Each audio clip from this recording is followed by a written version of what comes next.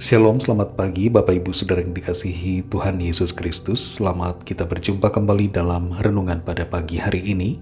Kita bersyukur karena kebaikan Tuhan yang selalu mengalir dalam hidup kita. Kasih-Nya tidak pernah berhenti, tapi selalu ada atas kita. Sebelum kita mendengarkan renungan firman Tuhan, mari kita berdoa. Bapa, dalam nama Tuhan Yesus Kristus, kami mengucap syukur kepadamu Tuhan, atas kasih karunia-Mu, berkat penyertaan-Mu atas kami. Kami ada karena anugerah-Mu. Kami bersyukur untuk pagi hari ini. Kembali kami bangun dengan kekuatan baru. Dan kami percaya Tuhan menyediakan hal-hal yang terbaik buat kami. Saat ini kami mau mendengarkan sabda firman-Mu. Urapi kami Tuhan supaya kami mengerti dan taat pada kehendak-Mu. Dalam nama Tuhan Yesus kami berdoa. Haleluya. Amin. Saudara yang dikasih Tuhan, ayat firman Tuhan saat ini terdapat dalam 2 Tesalonika 2 ayat 3-4. Tertulis demikian. Janganlah kamu memberi dirimu disesatkan orang dengan cara yang bagaimanapun juga.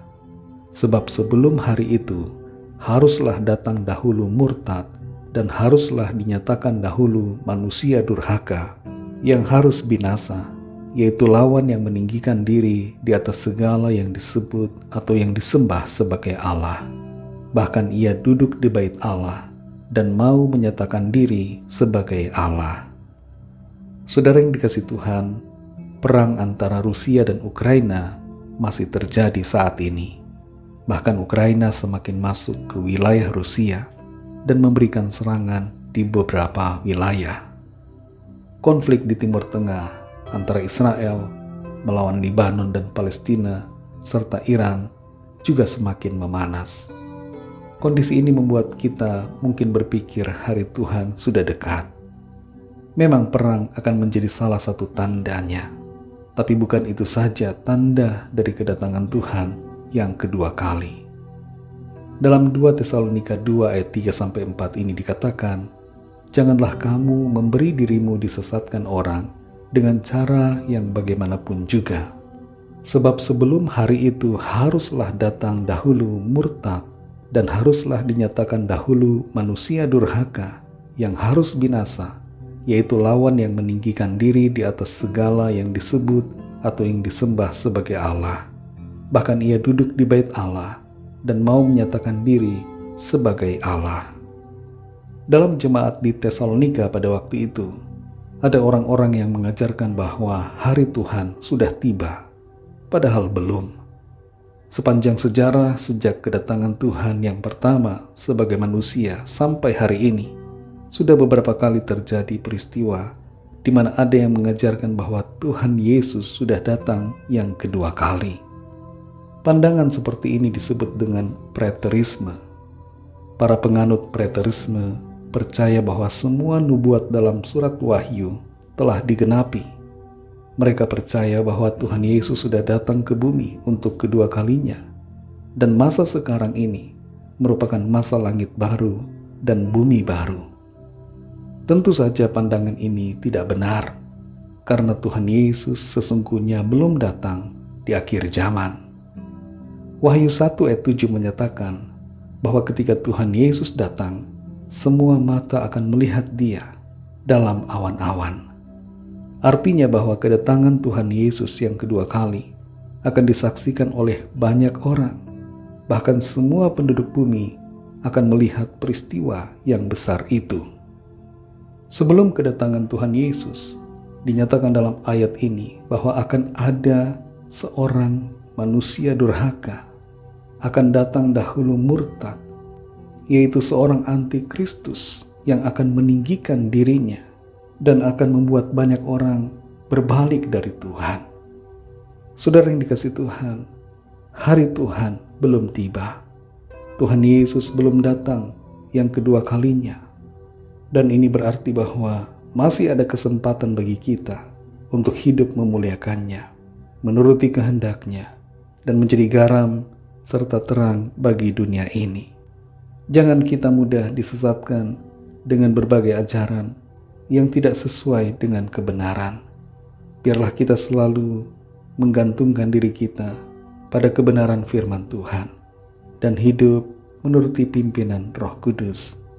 Jadilah peka melihat tanda-tanda zaman. Bersyukurlah untuk keselamatan dan anugerah kehidupan yang Tuhan sudah sediakan. Saudara dan saya adalah orang-orang yang paling berbahagia karena kita dikaruniai pengampunan dan pembebasan atas segala hukuman akibat dosa.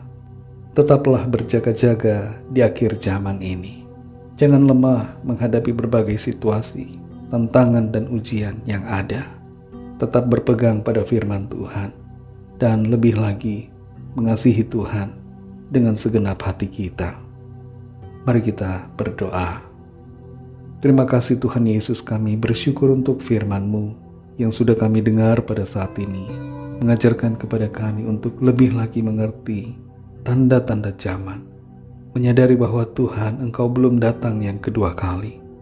Berikan kami hati yang mengerti dan memahami akan kebenaran-Mu, serta selalu peka terhadap suara-Mu Roh Kudus, tidak tunduk pada hal-hal yang bukan berasal dari Tuhan, tapi senantiasa memberi diri kami dituntun firman-Mu, dituntun oleh Roh-Mu yang kudus, supaya kami selalu ada dalam jalan-Mu yang benar. Terima kasih untuk firman-Mu. Kuatkan kami selalu Tuhan, di tengah-tengah situasi dunia akhir zaman ini. Berikan kami kekuatan, tambahkan iman kami, jadikan kami pribadi yang setia dan taat sampai akhir. Berkati kami Tuhan di sepanjang hari ini, dalam segala tugas aktivitas kami. Pimpin dan sertai kami dengan kuat kuasa-Mu, jadikan kami pemenang-pemenang dalam segala keadaan. Kami berdoa bagi yang sakit dan yang sedang dalam pergumulan, agar tangan Tuhan menjamah, menyembuhkan, memulihkan, dan kuasa-Mu mengadakan mujizat pertolongan bagi setiap kami. Kami serahkan semua ke dalam tangan kasih-Mu. Dalam nama-Mu yang kudus, nama Tuhan Yesus Kristus, kami sudah berdoa dan mengucap syukur. Haleluya. Mari sama-sama kita berdoa, doa Bapa kami. Bapa kami yang di sorga, dikuduskanlah nama-Mu, datanglah kerajaan-Mu, jadilah kehendak-Mu di bumi seperti di sorga. Berikanlah kami pada hari ini makanan kami yang secukupnya, dan ampunilah kami akan kesalahan kami, seperti kami juga mengampuni orang yang bersalah kepada kami. Dan janganlah membawa kami ke dalam pencobaan, tetapi lepaskanlah kami daripada yang jahat, karena Engkaulah yang punya kerajaan, dan kuasa dan kemuliaan, sampai selama-lamanya. Amin. Terimalah berkat Tuhan. Tuhan memberkati engkau dan melindungi engkau. Tuhan menyinari engkau dengan wajah-Nya dan memberikan kasih karunia. Tuhan menghadapkan wajah-Nya kepadamu dan memberikan damai sejahtera. Berkat anugerah dari Bapa Sorgawi, kasih karunia dari Tuhan Yesus Kristus, dalam persekutuan dengan Roh Kudus, menyertai kita semua, sekarang ini dan sampai Maranatha Tuhan Yesus datang kembali, dan bahkan sampai selama-lamanya. Dalam berkat nama Tuhan Yesus Kristus, haleluya, amin. Puji Tuhan, saudara yang dikasihi Tuhan, saya percaya firman Tuhan menjadi berkat dan kekuatan buat saudara semua, dan Roh Kudus akan menolong saudara untuk lebih lagi memahami kebenaran firman Tuhan. Tuhan Yesus memberkati saudara semua. Sampai jumpa dalam renungan yang berikutnya. Haleluya.